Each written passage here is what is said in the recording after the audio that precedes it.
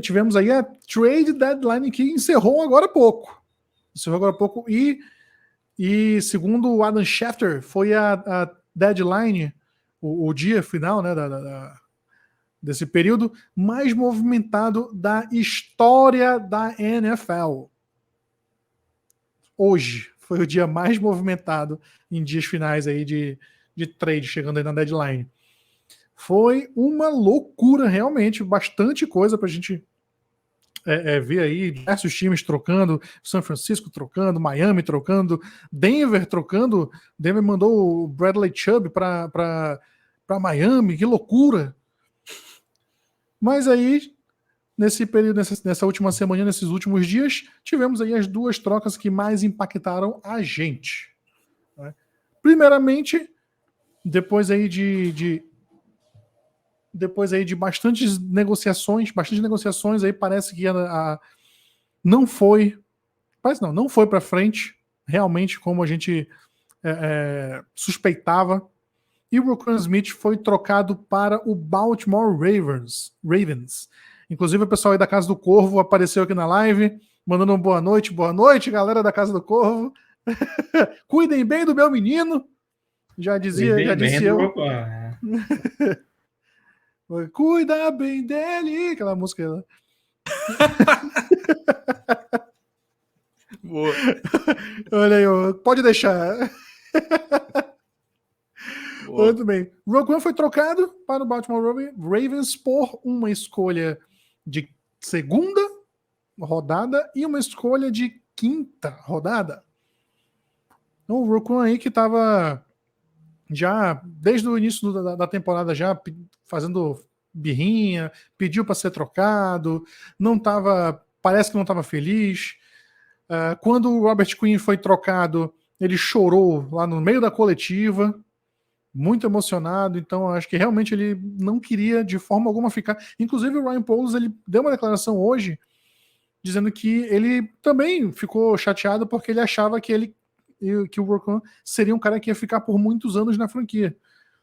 E aparentemente as negociações não foram satisfatórias, porque o Roquan quer salário de top da posição, que ele realmente é top, mas para Chicago, apesar do número expressivo de espaço no cap que a gente vai ter para o ano que vem, não faria tanto sentido pagar tanto para um linebacker, tendo diversas posições ainda a preencher no time, né? O que vocês tiraram de saldo aí dessa troca do Roquan Smith? Fim de novela, né? Acho que era questão de quando, né, que isso iria acontecer. Se a gente for puxar lá de trás, ele pedir de troca dele, lá na... o Cleverton tá impossível aqui, né? Aproveita bem, viu, Cleverton? Mas tem um ônus da história aí, tá? Calma lá, a gente vai chegar lá. Mas vamos lá. Voltando ao raciocínio aqui, só colocar aqui para carregar rapidinho. Beleza. Voltando à questão do Roquan. Todo mundo sabe, viu a novela, ele pediu troca lá que eles chamam lá de Family Fest, lá do Chicago Bears. Ele tentou forçar para que o dono chegasse na orelha do Poles e fizesse com que ele pagasse uma graninha extra a mais. Só que o McCaskey, ele tá confiando muito no Poles, né? Porque se dependesse dos donos, a gente vamos ser honestos aqui. Se dependesse dos donos, falar assim, não, quero que o Roquan assine por esse tanto de valor, o GM não pode dar para trás, né? Ele iria assinar de alguma forma ou outra. Mas não, o McCaskey deu o aval para o Poles, as negociações não avançaram, enfim, e ficava naquela sinuca de bico. Ou segura o Roquan, no time que está em reconstrução, você paga a tag no cara, o cara quer ser o mais valioso. Você tinha um risco do cidadão fazer um holdout, não querer jogar, aí você vai querer ter um jogador insatisfeito no seu elenco? É complicado também, né? E a gente até tinha comentado 2 lives atrás, quando foi a live com o Mário Otávio aqui. O Cleverton é um amor de pessoa. Com o Mário Otávio aqui, que a gente estava comentando que se oferecesse uma escolha assim lá de primeira, segunda rodada pelo Roquan, é um linebacker, tá? E no jogo de hoje da NFL, a gente não tá falando que o Roquan não merecesse uma escolha de primeira rodada numa troca. É que hoje o jogo mudou. E para um time que está em reconstrução, você não vai querer perder o seu melhor jogador por nada. E você não vai querer manter um jogador insatisfeito no seu elenco e não vai poder aproveitar o jogador. O jogador acaba tendo a palavra final, né, na história. Então, foi o melhor retorno que o Bears poderia ter conseguido?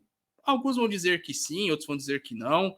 Se esse foi o melhor retorno que o Bears conseguiu, eu fico pensando nas outras ofertas que a gente poderia debater, que não é divulgado também, né? Como eu falei lá no grupo do nosso grupo do WhatsApp, se você quiser entrar, você deixa uma DM pra gente lá no Twitter @BearsCaveBR ou no Twitter da Bears Brasil.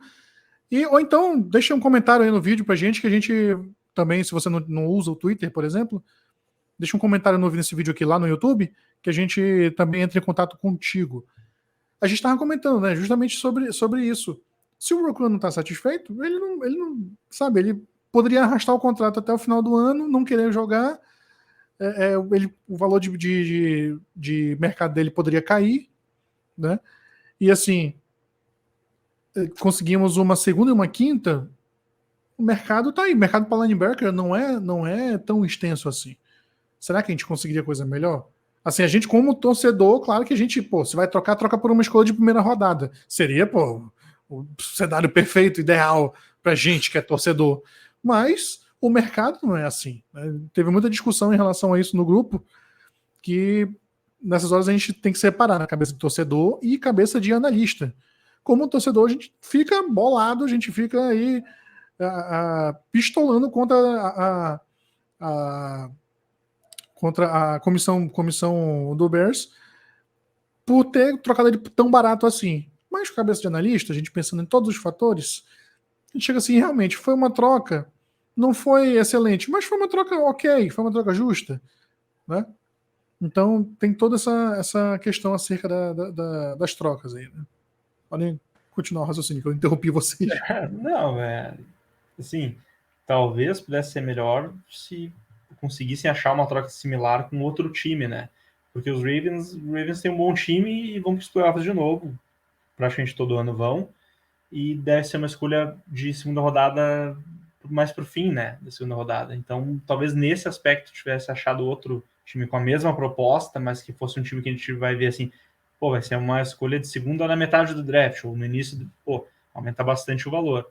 Mas não foi o caso. Aquela coisa, um time ele só vai trocar por um linebacker se o linebacker for aquela peça que faltava para fechar o time. Aí ele pode ir atrás, pode até pagar caro por um linebacker, se for nessa situação. Se não for, se for um outro time que está em rebuild, ou está com um time ainda mais ou menos, ali, não sabe se vai pro playoff ou não faz sentido pegar um cara que está no último ano de contrato de calor, que vai ter que renovar ano que vem, e vai ter que renovar pagando mais de 20 milhões de dólares. Então não faria muito sentido. O texto não ajudou a troca, porque sim, essa questão dele não conseguir chegar num acordo para renovar, acho que todo mundo queria que ele continuasse no time. Sim, o próprio Poulos queria que ele continuasse, mas ele botou a razão que eles iam chegar num acordo. Sim. A gente tem que botar a razão ali, principalmente o planejamento a longo prazo, tem que colocar isso na frente do que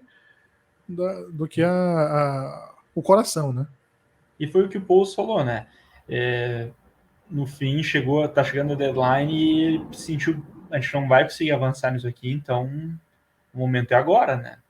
Tu vai esperar depois, vai deixar ele no tag and trade, fica toda a situação, já começa a perder o valor, né? Então, infelizmente, a circunstância não ajudou muito no valor. Foi a oportunidade que apareceu e aí a gente não tem muito, sim, o que criticar, eu acho, nessa troca.